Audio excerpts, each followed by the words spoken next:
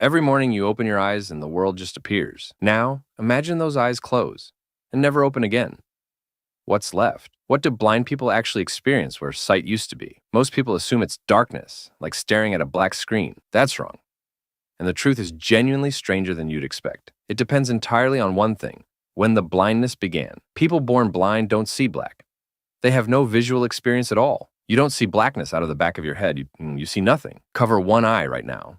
The open side sees, the covered side sees nothing. That nothing, not dark, not black, is what congenitally blind people experience. But people who lost sight after seeing, that's a completely different story. The brain holds on to images long after the eyes have stopped delivering them. Neurologist Oliver Sacks documented blind patients still experiencing vivid visual phenomena. Some reported flashes, shapes, and colors. The brain firing with no eyes to feed it. It's called Phosphenes. Light the brain generates entirely on its own. You've felt it. Press your closed eyes and watch the light show start. Starved of real signals, the visual cortex invents its own, like a radio making static. But that's only half the story. Some blind people experience something far stranger than static. It's called Charles Bonnet syndrome, and it produces fully formed, vivid hallucinations. In 1998, Dominic Fici at King's College London mapped exactly what was happening. Patients saw strangers in Victorian clothing, tiny cartoon figures, elaborate geometric patterns. They knew the visions weren't real. They just couldn't make them stop. Deprived of input, the brain hallucinates to fill the void. A feature, not a malfunction. If your brain can invent entire scenes from nothing, how much of this is real? Now here's where dreams come in. And they split the same way. People blind from birth dream in sound, touch, smell, never images. Lose sight before age 5, and the same is true. That window closes early, but lose it after 7, and you can dream in full color for life. In 2014, Amani Maidi at the University of Copenhagen confirmed exactly this. Some participants were still seeing vivid visual dreams decades after going blind. The brain clings to its last images, replaying them long after the eyes go dark. But here's where it gets stranger. The brain doesn't just replay, it remaps. The visual cortex doesn't go dormant. It gets hijacked by the other senses. Harvard's Alvaro Pascual-León found blind readers activate their visual cortex reading braille. Fingertip signals reroute straight through the visual center. Touch becomes a kind of seeing, and this takeover is fast. Measurable changes appear within days of losing sight. The brain doesn't mourn lost sight. It immediately starts renovating. Hearing sharpens. Spatial memory expands.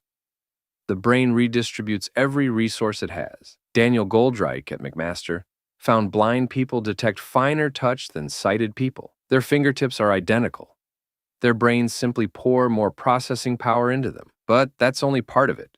Some blind people have developed something like a superpower. Some navigate entirely by clicking their tongue and listening to the echoes that return. Daniel Kish, blind since infancy, taught himself this and rides a bicycle through city streets. In 2011, researchers at Western Ontario scanned Kish's brain while he echolocated. His visual cortex lit up. He was processing sound waves as if they were light. The exact region that decodes light in your brain was decoding echoes in his. Seeing isn't about eyes. It's about what the brain does with whatever signal arrives. The eyes are just the antenna. The seeing was always happening somewhere else, which raises the question, is what you see right now real or a guess? Neuroscientists call vision a controlled hallucination. The brain predicts more than it observes. Blind people reveal that process by showing what happens when the input vanishes, which raises another question. Do blind people have any concept of color at all? People born blind can. Red is warm, blue is cool, green feels alive. Judy Kim at Johns Hopkins found that blind people reason about color much like sighted people do. Their judgments about which objects share colors and why closely match sighted intuitions, understanding built entirely through language. Color isn't purely visual. It carries emotional weight the brain grasps without eyes. But here's the twist. People born blind, who later gain sight, face something devastating. When sight is surgically restored, the brain often cannot interpret what the eyes deliver. In 1963, psychologist Richard Gregory documented SB, blind since infancy. given sight at 52. He couldn't read faces, judge distances, or understand shadows. The framework simply wasn't there. SB fell into depression. The visible world was chaos he couldn't decode. He died within 2 years, preferring the dark world he'd already mastered. Seeing is a skill, and without childhood training, images mean nothing. What we call sight is decades of learned interpretation, baked into the brain. Your brain finished that work before you were old enough to notice. So go back to this morning. Eyes opening, world appearing. Same as always. Those eyes aren't showing you reality. They're feeding raw data to a guesser. Blind people don't live in darkness. They live in sound, touch, and remapped brain. Their visual cortex still fires, processing fingertips, echoes, anything it can reach. The brain refuses to go dark.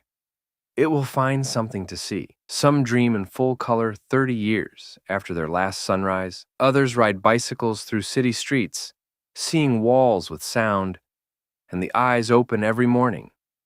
But the seeing was always happening somewhere else. And some see strangers in Victorian hats, vivid and uninvited and impossible. What blind people see turns out to be a window into what seeing actually is. The eyes open every morning.